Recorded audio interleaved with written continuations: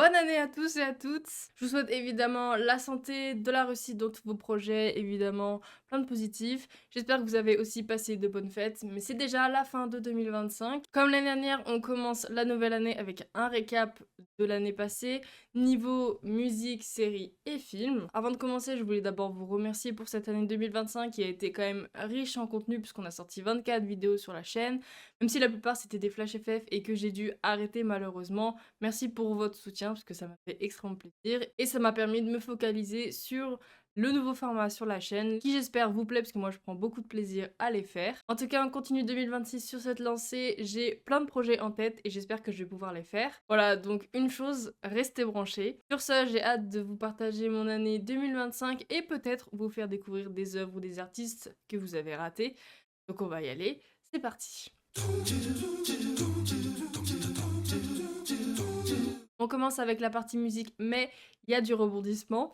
Parce que de base, je voulais faire comme l'année dernière un top 10 de mes albums préférés de 2025, sauf que vers septembre, j'ai fait un 180 au niveau de mes goûts musicaux. Et du coup, je me souviens plus du tout des albums que j'ai écoutés avant ça, sachant qu'avant, j'écoutais énormément, voire quasi tout ce qui sortait niveau Corée du Sud. Mais comme à chaque fois, c'est soit des mini-albums avec 3 à 5 chansons et que j'en aime que quelques-unes, ou alors c'est des albums mais qui reprennent l'album d'avant avec deux trois chansons en plus. Ce qui fait que j'ai jamais de vrai coup de cœur d'un album entier. Et comme c'est quasi jamais les artistes qui performent, qui écrivent, composent leurs chansons, et ça manque d'homogénéité. Après ça arrive qu'il y ait un album qui sorte avec 12 nouvelles chansons, mais c'est quand même assez rare pour le souligner. Je suis donc incapable de vous citer des albums de K-pop qui m'ont marqué en 2025. D'ailleurs, le changement se voit un peu dans mon récapitulatif 2025, même si la statistique s'arrête fin novembre, ce qui est complètement débile vu que l'année n'est pas finie. Et bref, c'est un autre débat. Et donc, pour vous faire une idée de ce que j'écoute maintenant, ça ressemble un peu plus à ça. Voilà, donc est-ce qu'on peut dire que je suis officiellement une vieille personne? Mais évidemment, très fière de l'être. Voilà, à toutes mes vieilles personnes, cœur sur vous. Donc c'est bon, j'ai fini de raconter ma vie. On va passer à mon classement parce que oui, j'en ai quand même deux à vous présenter. En deuxième position, on a Paradigm de Christian Curia. C'est vraiment ma découverte coup de cœur de l'année. Le mec chante, il écrit, il produit, il joue de la guitare électrique. Donc si vous aimez le R&B alternatif et le R&B contemporain, vous allez être servi. C'est assez doux comme musique. Et en première position, on a Breach de 21 Pilots. C'est peut-être complètement biaisé comme avis, mais c'est pas grave, je m'en fiche. C'est le dernier album du Lore qui a commencé il y a plus de 10 ans maintenant et qui nous a tenu en haleine pendant 5 albums. Voilà. Si vous avez aimé Blurry Face à l'époque ou encore maintenant, vous allez aimer. Donc allez écouter Breach. On passe aux séries maintenant, et d'abord celles qui sont sorties avant 2025. J'en ai pas vu énormément, mais il y en a quand même 3 qui m'ont marqué. Et en plus, il y en a pour tous les goûts, donc c'est royal. En troisième position, on a Tales from the Loop. C'est une série qui est basée sur un jeu de rôle et sur un livre d'illustration du suédois Simon Stalenhag. Je pense que je ne le prononce pas bien, pardon à tous mes suédois. C'est une série de science-fiction qui se passe dans une petite ville fictive de l'Ohio dans les années 80, mais il y a des robots et il y a une technologie assez avancée pour son époque. Elle m'a été recommandée entre 2 épisodes de Severance parce que l'ambiance est un peu similaire et comme j'adore Severance, j'ai adoré cette série. En deuxième position, on a Mr. Sunshine. C'est un drama coréen historique qui se déroule dans les années 1900. Alors il y a du sang, il y a des flingues, il y a une histoire d'amour évidemment puisque ça reste un drama. Et pour les plus sensibles, vous risquez de lâcher une petite larme à la fin, voire même deux. Voilà, je vous ai prévenu. Mais c'est un très très beau drama. Et en première position, on finit sur Daisy Jones and the Six. C'est une mini-série sur un groupe de rock des années 70, adaptée du roman éponyme de Taylor Jenkins Reid, inspiré en partie de l'histoire de Fleetwood Mac. Donc si vous connaissez un peu l'histoire de Fleetwood Mac, vous savez qu'il y a pas mal de conflits, mais il y a de la bonne musique. Donc si vous aimez tout ça et l'ambiance des années 70, je pense que cette série est faite pour vous.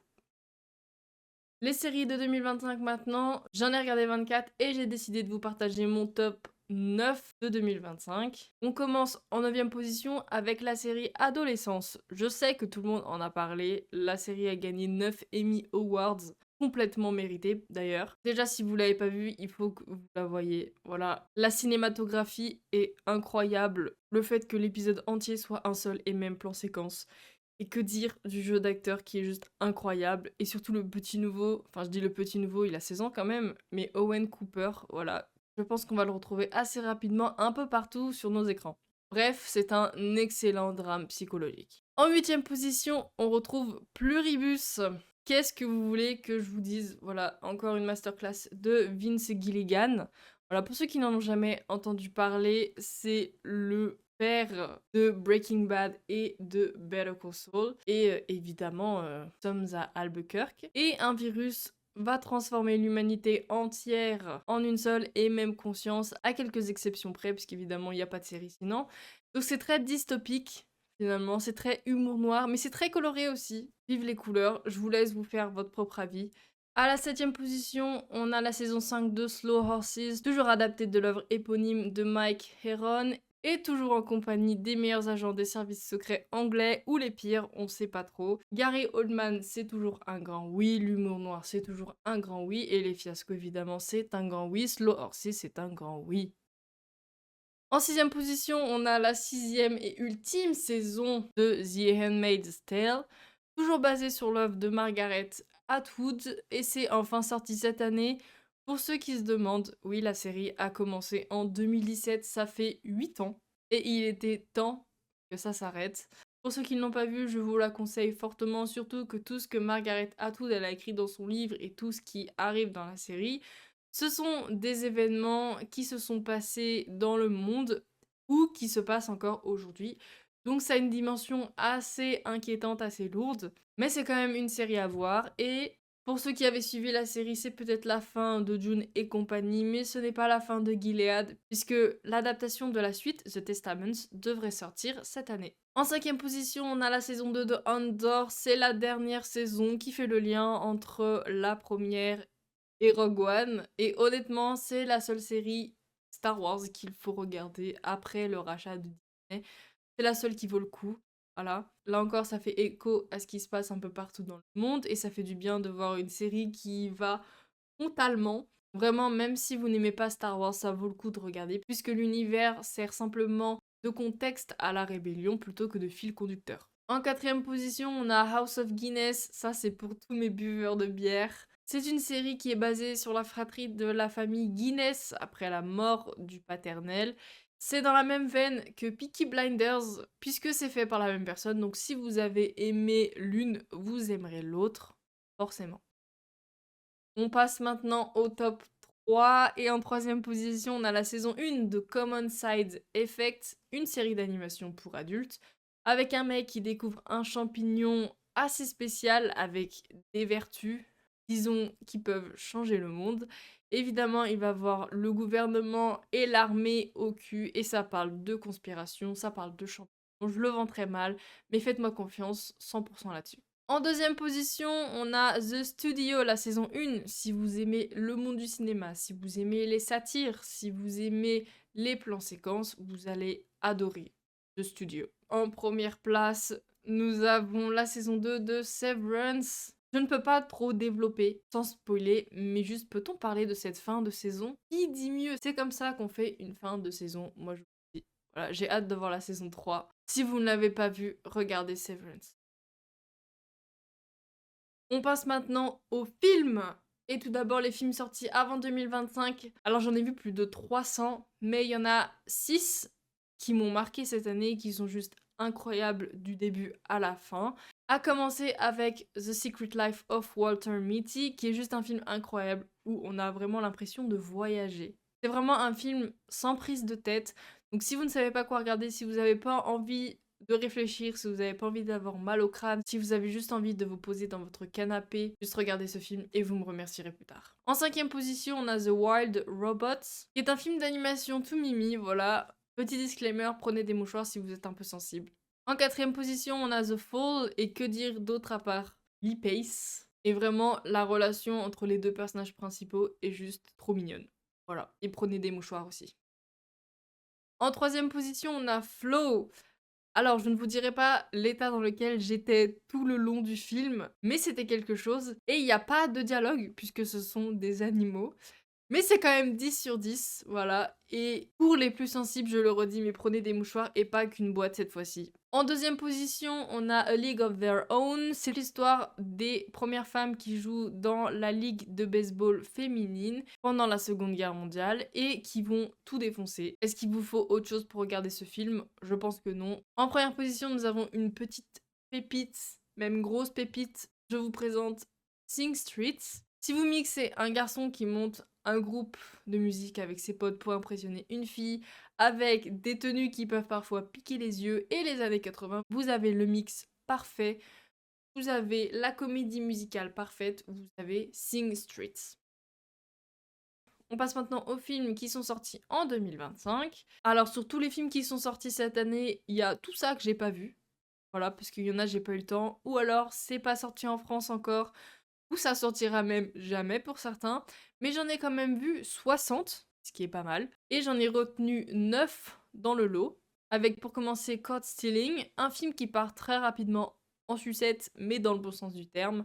Avec beaucoup de sang, des plot twists, et en plus, il y a un chat dedans. En huitième position, on a Weapons, un très très bon film d'horreur. Je pense que vous avez déjà dû voir des images du film sur les réseaux sociaux. Et je pense que pour vous le vendre, je ne peux pas faire mieux que ma review sur Letterboxd. Je vous laisse avec ça. En septième position, on a Bugonia. Alors honnêtement, je suis absolument pas fan de Yorgos Lanthimos, mais je trouve que Bugonia, c'est son meilleur film. Et je pense que je ne suis pas la seule à penser ça. Et évidemment, comme chacun de ces films, je ne sais pas par où commencer, mais tout ce que je peux dire, c'est théorie du complot, Alien et abeilles.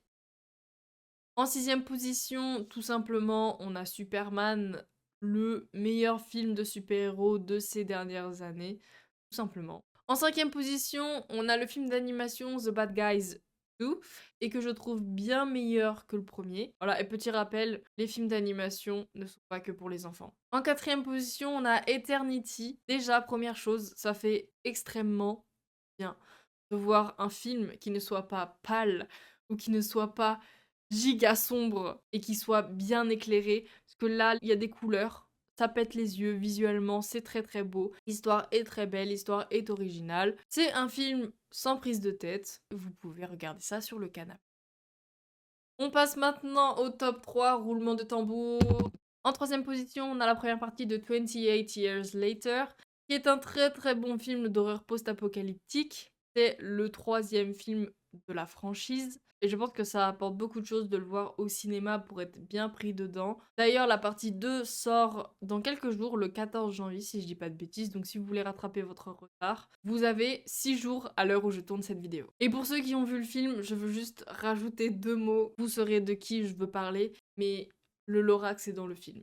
Voilà. En deuxième position, on a le dernier volet de Mission Impossible, The Final Reckoning, et je pensais pas aimer autant un film avec Tom Cruise, mais me voilà. Encore une fois, le voir au ciné, je pense que ça rajoute un truc, mais encore une fois, est-ce qu'on peut pas dire ça de tous les films finalement? Baissez le prix des places, s'il vous plaît. Donc voilà, ça reste un Mission Impossible, mais si vous voulez de l'action, vous avez la saga en fait. Et mon film préféré de 2025, j'ai nommé One Battle After Another. Encore une fois, je ne suis pas une énorme fan de Paul Thomas Anderson, mais celui-là, il est pas mal. Et il me semble que je suis pas la seule à penser ça, puisque beaucoup de personnes l'ont en film préféré de l'année. Donc pour une fois, je pense, vous pouvez suivre la masse, suivez les avis et allez vous regarder ce film. Et bah voilà, ma rétrospective 2025, c'est fini. Franchement, quelle année les amis. J'espère que 2026 sera aussi bon que 2025, en tout cas je l'espère, même si on a une montée déplorable et inquiétante de l'IA. Mais j'espère que la culture ne sera pas morte dans un an. On verra l'état dans lequel nous en sommes. En attendant, j'espère que vous avez rajouté 2-3 films à votre watchlist, que vous avez découvert un des deux artistes que je vous ai présenté. Si vous avez des recommandations, n'hésitez pas à les faire en commentaire. Je suis avide de recommandations. Voilà. Si vous voulez me partager aussi vos tops 2025, vous pouvez le faire en commentaire. Si vous voulez débattre sur certains de mes choix, vous pouvez le faire. Toute la section en dessous de la vidéo, c'est la vôtre. Bref, je vous remercie à tous d'être restés jusqu'à la fin. Je vous dis à bientôt pour la prochaine vidéo sur les Dick Cares Ladies. En attendant, écoutez de la musique, regardez des films, regardez des séries, regardez du foot féminin. Vive la culture, vive l'art et à bientôt.